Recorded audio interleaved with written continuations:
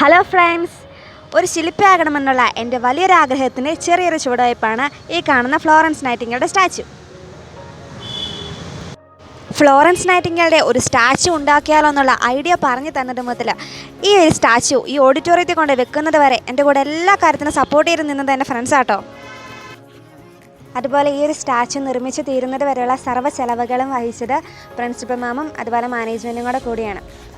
ഇതെല്ലാം പൂർത്തിയാക്കി ഉണ്ടാക്കി കഴിഞ്ഞ് കഴിഞ്ഞപ്പോഴത്തേക്ക് ഈ സ്റ്റാച്ചു ഒരു ഏകദേശം 250 കിലോയോളം ഭാരം ഉണ്ടായിരുന്നു. ഒരു സ്റ്റാച്ചു എങ്ങനെ നിർമ്മിച്ചെടുക്കാമെന്നുള്ള ഐഡിയാസൊന്നും ഇല്ലായിരുന്നു. അപ്പോൾ ജസ്റ്റ് ഇമാജിനേഷൻ വെച്ചിട്ടാണ് നമ്മളിത് ചെയ്തേക്കുന്നത്.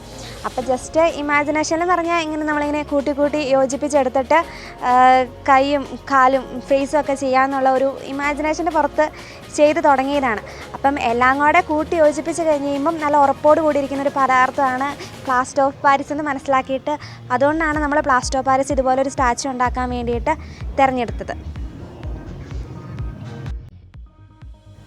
ഈ ഒരു ഫ്ലോറൻസ് നൈറ്റിംഗേളുടെ സ്റ്റാച്ചു ഉണ്ടാക്കിയിട്ട് ഇപ്പം 1 വർഷം കഴിഞ്ഞു. അപ്പോൾ ഇതുവരെ ആയിട്ട് അതിന് വേറെ വിള്ളലോ പൊട്ടലോ ഒന്നും ഇല്ല.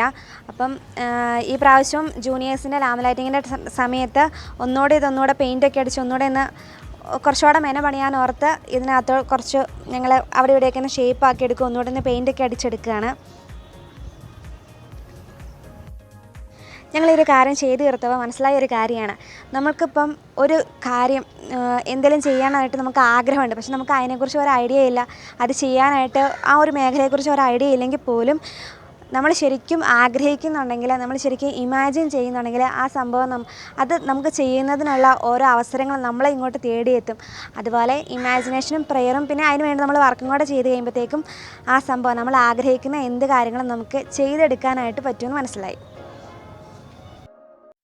ഈ വീഡിയോ നിങ്ങൾക്ക് ഇഷ്ടപ്പെട്ടെങ്കിൽ ലൈക്ക് ചെയ്യുക, ഷെയർ ചെയ്യുക. അതുപോലെ ഇതുപോലെയുള്ള കൂടുതൽ വീഡിയോസിനായിട്ട് ചാനൽ ഒന്ന് സബ്സ്ക്രൈബ് കൂടി ചെയ്തേക്കുക.